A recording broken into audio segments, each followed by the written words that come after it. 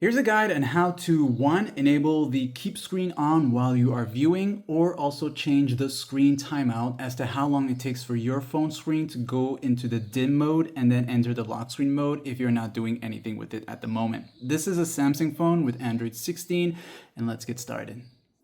If you're new to Samsung and you want to try this out, go into the quick settings, tap on the settings here, then go down to where it says display, this option right here. As you enter here, you're going to look for the one that says screen timeout, this right here. So one, the screen timeout is the one where you're not touching your phone or doing anything with your phone, and that's how long it's going to take for it to go into the off-screen mode. So you can choose from 15, 30 seconds, and these options right here. Now let's just say you are going to be using your phone later on for just simply viewing it. And usually if you're not touching your phone will enter into the screen timeout or the off screen. And you don't want that to happen. You want to be able to constantly be reading without any interruptions.